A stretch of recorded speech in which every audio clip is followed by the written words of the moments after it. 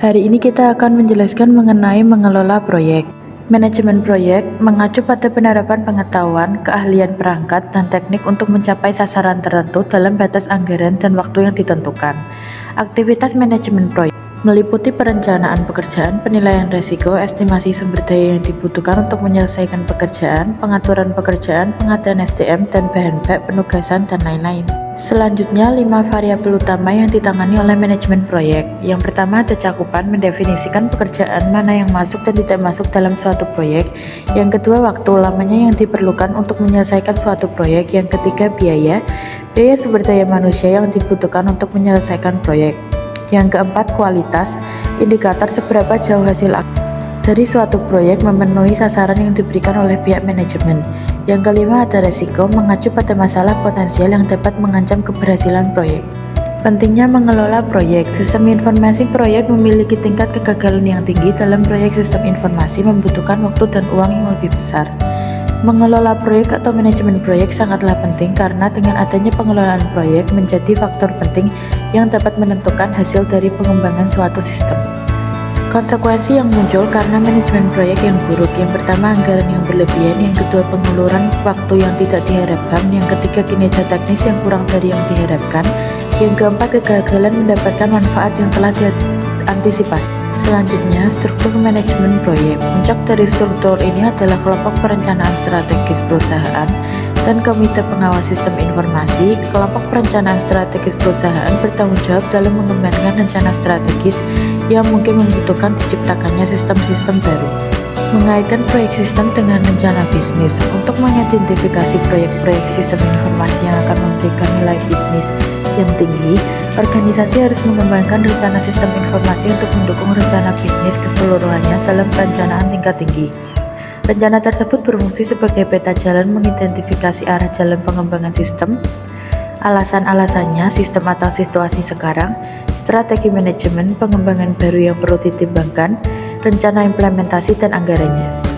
Kebutuhan informasi dan indikator kunci atas kinerja. Untuk mengembangkan rencana sistem informasi yang efektif, dibutuhkan pemahaman yang jelas mengenai kebutuhan informasi dalam jangka panjang dan dalam jangka pendek. Pendekatan yang strategis atas kebutuhan informasi, analisis strategis atau faktor yang sangat penting bagi keberhasilan menyatakan bahwa kebutuhan informasi suatu organisasi ditentukan oleh indikator-indikator kunci atas kinerja dari para manajer.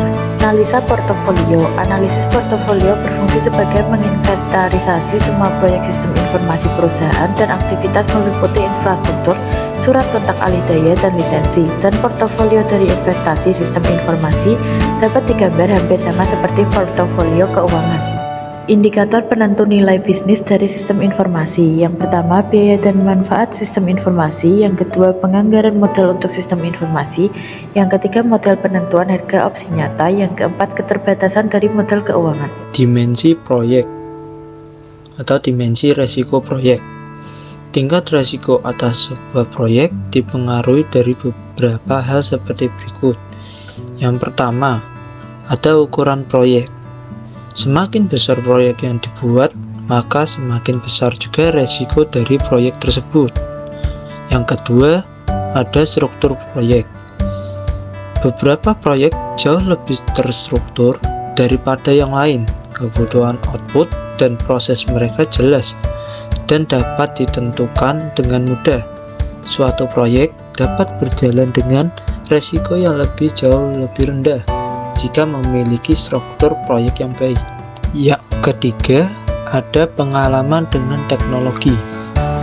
Resiko suatu proyek akan meningkat jika tim proyek dan staf sistem informasi kekurangan keahlian teknis yang dibutuhkan. Salah satunya contohnya adalah tidak ada pengalamannya terhadap perangkat-perangkat sistem yang ada, dan hal ini dapat memungkinkan menyebabkan suatu proyek dapat mengalami permasalahan teknis atau keterlambatan dalam penyelesaiannya. Konsep implementasi. Semua aktivitas organisasional yang berhubungan dengan penggunaan, manajemen, dan rutinitas dari sebuah inovasi, misalnya sistem informasi baru, dalam proses implementasi Analisis sistem adalah seorang agen perubahan. Analisis ini tidak hanya berfungsi sebagai pengembangan solusi teknis, namun juga untuk mengidentifikasi ulang berbagai konfigurasi, interaksi, aktivitas pekerjaan, dan hubungan kekuasaan dari berbagai kelompok. Peran pengguna akhir. Jadi, peran pengguna akhir dalam proses perubahan sistem ada dua.